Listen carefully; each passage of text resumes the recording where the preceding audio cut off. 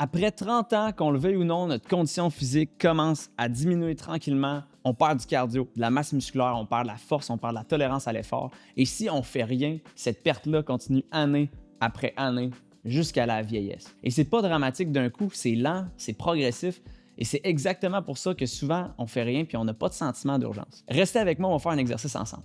Donc, si à 30 ans, vous avez un VO2 max correct, OK, le VO2 max, pour ceux qui ne savent pas, si je le résume en une phrase, c'est une manière de quantifier l'effort maximal qu'on est capable de faire. Donc, si on dit qu'on a un VO2 max à 40, à 30 ans, quelqu'un de sédentaire perd environ 1% par année selon la science. Donc, on peut le calculer dans 50 ans, ça veut dire qu'on va avoir une baisse de 50%. Donc, à 80 ans, notre VO2 max va être rendu à 20 à peu près. Chez quelqu'un qui s'entraîne régulièrement, la perte est beaucoup plus lente. On dit qu'on perd à peu près 0,5% par année de notre capacité. Donc, même point de départ, mais au même âge, à 80 ans, bien, le VO2 max de cette personne-là qui s'est entraînée va être à 30 au lieu d'à 20. Et restez avec moi, ce qui s'en vient est vraiment intéressant. Donc, en s'entraînant, on perd moins de forme, mais encore mieux, l'entraînement te fait partir aussi de plus haut. Donc ça, c'est un scénario un petit peu plus proche de la réalité.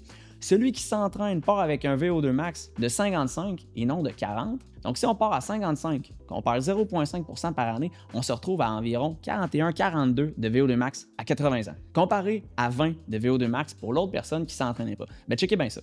Voici le VO2 qui est nécessaire pour faire différentes activités. Donc à 80 ans, quand tu es celui qui ne s'est pas entraîné, si on regarde le graphique, tu peux marcher lentement, tu peux marcher normalement, mais si tu veux marcher rapidement, ben c'est littéralement ton VO2 max, c'est un effort maximal pour toi. Donc tu transpires, tu sues, tu files pas, tu es à ton max. Là.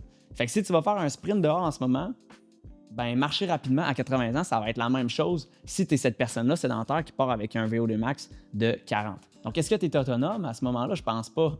Est-ce que tu peux jouer avec tes petits-enfants? Je pense pas. Est-ce que tu es bien, tu as de la qualité de vie? Je pense pas. Et ce qui est intéressant, c'est que c'est des maths, c'est de la science, donc ça se prédit, on peut regarder où est-ce qu'on en est aujourd'hui et où est-ce qu'on va être dans quelques années. C'est vraiment concret, là. Donc, mettre sa santé de côté et s'entraîner, bouger, c'est important. L'activité physique fait deux choses essentielles. Elle te fait partir de plus haut et elle ralentit aussi ton déclin. Donc, le but, c'est pas juste de vivre plus longtemps, le but, c'est de vivre mieux plus longtemps.